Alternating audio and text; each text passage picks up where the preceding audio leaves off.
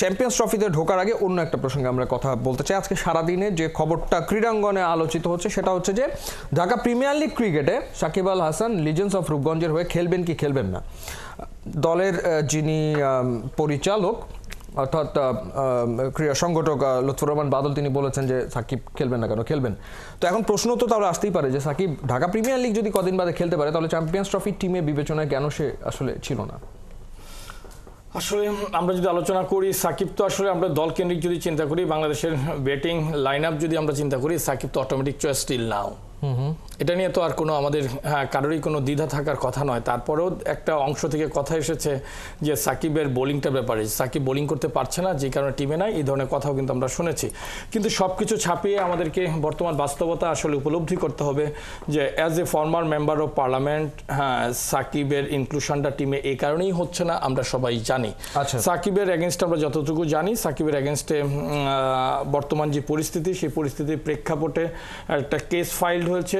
সেই কেস ফাইলের ব্যাপারটা কিন্তু আপনার আন্তর্জাতিক মিডিয়া সহ সকল জায়গায় এসেছে এবং এটা নিয়ে বাংলাদেশ ক্রিকেট বোর্ডের সভাপতি এবং আমাদের মাননীয় ক্রীড়া উপদেষ্টা সহ সকলেই কিন্তু মিটিং করেছেন, সভা করেছেন, সকলের প্রেক্ষিতেই কিন্তু সিদ্ধান্তটা আসছে এরকম। আমি যেটা মনে করি এবং এটা কিন্তু সবার কাছে স্পষ্ট, বর্তমান যে পলিটিক্যাল অবস্থান বিরাজ করছেন এবং সাকিব একজন ফর্মার মেম্বার অফ পার্লামেন্ট, যেহেতু তিনি রাজনীতির অংশ হয়ে গিয়েছেন সেহেতুই তিনি হয়তো বাংলাদেশ ক্রিকেটকে সার্ভ করতে পারছেন না। এটাই কিন্তু আসলে বাস্তবতা যদি সেটাই হয় তাহলে ঢাকা প্রিমিয়ার লিগ কেমন করে খেলবে আপনার? এটা তো আপনার আমার কাছে যেটা মনে হয় যে আজকে লিজেন্ড অফ রূপগঞ্জের যে আপনার ফ্র্যাঞ্চাইজি যদি আমরা বলি চেয়ারম্যান জনাব লুৎফর রহমান বাদল উনি কিন্তু দীর্ঘ প্রায় 10 বছর যাবৎ দেশের বাইরে থেকে টিম করছেন। সো এবং টিম কিন্তু খুব ভালোভাবেই কিন্তু উনি টিমগুলো পরিচালনা করছেন, এটাতে কিন্তু তার অনেক বেশি কন্ট্রিবিউশন। কাজী লুৎফর রহমান বাদল কিন্তু হয়তো অনেক ভেবে চিন্তেই তাকে ইনক্লুশন করা হয়েছে, আমরা যোগাযোগ মাধ্যমে যেটা দেখেছি, এবং উনি নিজেও স্টেটমেন্ট দিয়েছেন সাকিব আল হাসান খেলছেন। সো সাকিব আল হাসানের খেলাটা কি আমরা কি মনে করি শুধুমাত্র যেখানে ক্রিকেট বোর্ড তাকে ইন্টারন্যাশনাল ট্যুরগুলোতে এনগেজ করতে পারছেন না, দেশের মাটিতে ইন্টারন্যাশনাল ম্যাচ খেলতে পারছেন না, সে জায়গায় হঠাৎ করে ঘরোয়া ক্রিকেটে সাকিবের ইনক্লুশনটা এটা আসলে কোন মাত্রা বহন করে, কোন মেসেজ ক্যারি করে, সেটাই কিন্তু আসলে দেখবার বিষয়। আপনি দেশের মাটিতে সাকিব টেস্ট ম্যাচ থেকে নিজেকে বিদায় নিতে চেয়েছিল, সাকিব সেটা পারেনি। এখন দেশের মাটিতে প্রিমিয়ার ডিভিশনে সাকিব অংশগ্রহণ করবেন, এটা আমার কাছে মনে হয় যে কতটুকু বিশ্বাসযোগ্য এটা কিন্তু ভেবে দেখার কিন্তু ব্যাপার রয়েছে। আপনার ভিতরে সংশয় রয়েছে? সংশয় রয়েছে। আচ্ছা, আপনার ভিতরে কি সংশয় রয়েছে? জি, একটা জিনিস বলি, যেমন আমরা এখন শুনছি যে লিজেন্ডস অফ রূপগঞ্জে সাকিব খেলবে, আবার এরকমও শুনছিলাম বিপিএল এ উনি চিটাগাংয়ের হয়ে খেলবে এবং ওনার নাম ছিল, ওনাকে নেওয়া হয়েছে, আলটিমেটলি কিন্তু উনি আসেনও নয়, খেলেনও নয়। তো এটা আমাদের সামনে দেখারই বিষয়। এমনও হতে পারে একটা হাইপ তৈরি করার জন্য এটা হতে পারে, বাট আসলে যে জিনিসটা হচ্ছে যেহেতু একজন মানুষের নামে কেস থাকে, এটা কিন্তু আমি আপনি চাইলেও কিন্তু কেসটা তো আর উঠাতে পারবো না আনলেস সে এসে সারেন্ডার করে। তো এইটাই আসলে ঘটনা যে আইদার আপনি তাকে মাফ করবেন তারপরে সে খেলতে পারবে, আদারওয়াইজ এটা ধরেন গভর্নমেন্টের পক্ষ থেকে যে মাফ করে দিবে, কারণ এটা পার্টিকুলার একজন পার্সন তার এগেনস্টে কেসটা করা এবং কেসটা আমরা সবাই জানি কি কেস। তো সেই ক্ষেত্রে আমার মনে হয় এটা ওরকমই হতে যাচ্ছে, এটা আমার ব্যক্তিগত মতামত। বিপিএলে যেভাবে ওনাকে আমাদের নাম দেওয়া হয়েছিল বা উনি খেলবে, তার মানে হচ্ছে এখনো নাম দেওয়া হয়েছে কিন্তু আসলে খেলার ব্যাপারটা নিয়ে আপনারা দুজনই সংশয় প্রকাশ করছেন।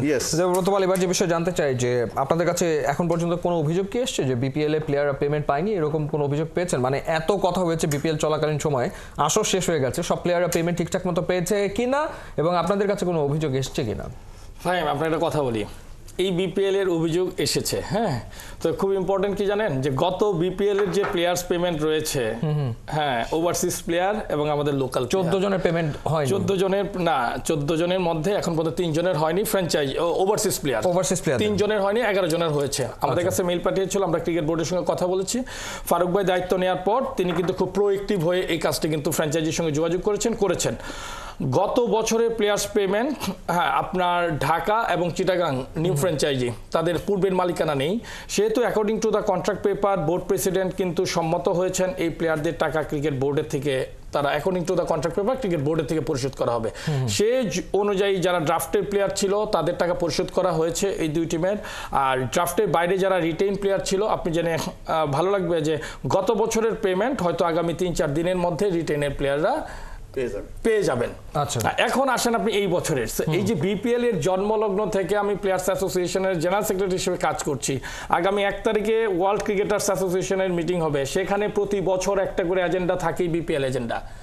প্রতিবার যে বিপিএল এর প্লেয়ার্সদের ডিউ পেমেন্ট, আমি বলি যে লোকাল প্লেয়ারদের পেমেন্ট যেহেতু কন্ট্রাক্ট পেপারে ক্রিকেট বোর্ড লায়েবল, সেই অনুযায়ী আমরা নিতে পারি।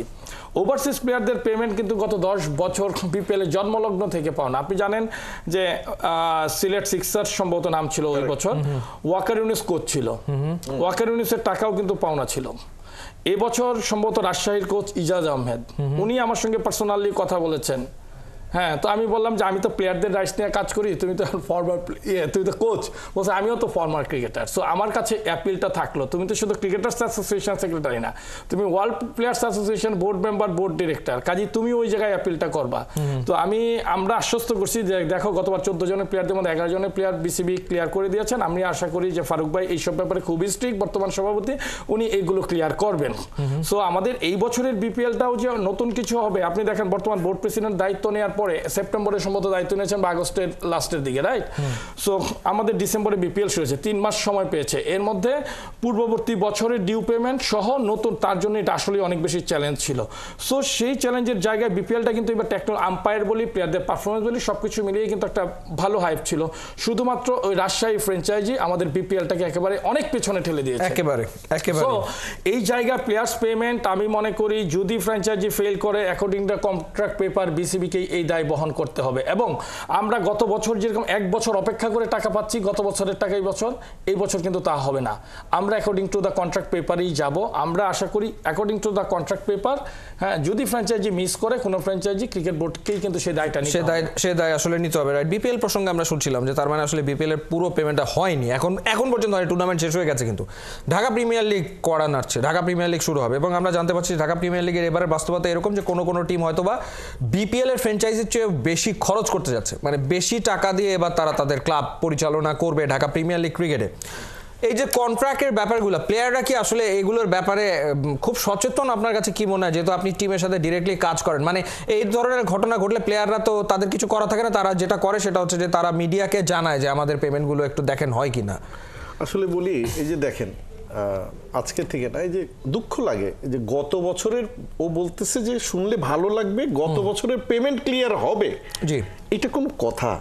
আপনি বলেন, মানে এইটা একটা দেশে দেখেন বিপিএলটা শুরু হয়েছিলই কিন্তু আমাদের 3টা উদ্দেশ্য ছিল। একটা হচ্ছে আমাদের লোকাল প্লেয়াররা ফিনান্সিয়ালি বেনিফিটেড হবে, ঠিক, এইখান থেকে আমাদের টি-20 প্লেয়ারগুলো বেরোয় আসবে, জি। 3, যে আমরা উঁচু মানের, আবারও বলি উঁচু মানের বিদেশি প্লেয়ার এনে আমরা যে, আমার মনে আছে বিশেষ করে 15, 16, 17, 18 যদি আপনি একটু দেখেন, এমন কোন প্লেয়ার নাই বাইরের যারা এখানে খেলেন, তারা কিন্তু অন্যান্য ফ্র্যাঞ্চাইজ ফেলে, আমরা যখন বলি যে হ্যাঁ ক্যালেন্ডার ইয়ারে অনেক খেলা চলে এখন, তখনও কিন্তু ছিল, তারা ওই সব খেলা ফেলে কিন্তু বিপিএল এসেছিল এবং বিপিএল ওয়াজ সেকেন্ড টু আইপিএল। তখন পেমেন্ট থেকে শুরু করে এভরিথিং, আমি নাম বলতে থাকলে তো শেষ করতে পারবো না। তো ওই রকম উঁচু মানের প্লেয়ার, আর এখন যেসব প্লেয়ার আসছে, আমি বিশেষ করেন আমি এতদিন মানে খেলাধুলার সাথে রিলেটেড এত টক শো করে অনেক প্লেয়ারকে আমিই চিনি না। এই মানের প্লেয়ার এনে আপনি করবেনটা কি? না, কোনো লাভ তো আসলে। এইবার আসেন আপনি দেখেন আমাদের এখানে যতই আপনি বলেন প্রফেশনাল, আসলে তো প্রফেশনাল না। প্রফেশনাল যদি হয় তাহলে তো আপনার অনেক কিছু কভার করতে হবে এবং সেই পেমেন্টগুলো তো ধাপে ধাপে ওই সময় পেমেন্ট করে দিতে হবে। আপনার তো এমন না আমি কন্ট্যাক্ট করলাম আপনার সাথে, ঠিক আছে আপনাকে 40 লাখ দিব, কবে দিব কি কিচ্ছু না, তখনই তো তারা এসে যে আপনাদের কাছে আবার ধর্ণা দেয় ভাই। কারণ কি এখানে ওই যে ভাই শব্দটা এমন ভাবে থাকে, যেই আপনার পরিচালক হোক, যেই আপনার ইয়োগ, তাকে কিন্তু ভাই বলেই সম্ভব, এবং মুখের কথায় আশ্বস্ত হয়ে ওইভাবেই কিন্তু চলছে এখনো। প্রফেশনালিজমটা যেটা আমরা চাই সেটা কবে হবে? আমরা মুখে বলি যে হ্যাঁ প্রফেশনালিজম এসেছে এবং সেটা কিন্তু বিপিএলও রিফ্লেক্ট করছে। আজকে একা ফারুক সবকিছু করে ফেলতে পারবে আমি কিন্তু মনে করি না। আমার একটু ইন্টারাপ্ট করি, আজকে যখন দলবদল নিয়ে কথা বলছি, দলবদল তো একটা ঈদের চাঁদ রাতের মতো, খেলোয়াড়দের কাছে, সংগঠকদের কাছে, সবার কাছে, তাই না মিতু ভাই? আমরা তো ওই সোনালী দিনগুলো তো আমরা সবাই দেখছি, আমরা ক্রিকেটটা খেলছি, আমরা দলবদল অংশগ্রহণ করছি। আজকে যখন প্লেয়াররা দলবদল করছে, পেমেন্ট বর্তমান প্রেক্ষাপটে পেমেন্ট গিয়ে দাঁড়াইছে প্রায় 50% কম প্রিভিয়াস ইয়ারের থেকে, গত বছরের তুলনায় প্রায় 50% কম। নাম্বার 1, এখনো লিটন দাস এখনো টিম হয়নি। আপনি কি জানেন আজকে যখন আমরা দলবদল করতেছি এই বছরের জন্যে, যখন দলবদলের কার্যক্রম চলছে তখন কিছু ক্রিকেটার ক্রিকেট বোর্ডে চিঠি দিয়েছেন গত বছরের পেমেন্ট এখনো ক্লিয়ার হয়নি অনেকগুলো ক্লাবের, মানে ঢাকা প্রিমিয়ার ডিভিশন ক্রিকেট লিগে। আজকে তো আমাদেরকে, আমরা ক্রিকেট বোর্ডকে বারবার বলছি, আমি যখন সিওর সঙ্গে বসছি, এমনকি সিসিডিএম এর চেয়ারম্যান ওনার সঙ্গে আমরা কয়েকবার মিটিংয়ে বসছি, প্লেয়ারদের অভিযোগ ছিল ওনার টিমের এগেনস্টেও কিন্তু নাইম ইসলাম ওরা টাকা পান, সানজামুলরা টাকা পান। উনি আমাকে ব্যক্তিগতভাবে কমিট করেছেন যে জিনিসগুলো দেখবেন। পরবর্তীতে উনি বলতেছেন না আমরা ক্লাবের পেমেন্ট হয়ে গেছে, আমরা আমাদের সঙ্গে নতুন করে পাবে না, যেটা দিছি সেটাই তাদের পেমেন্ট ছিল।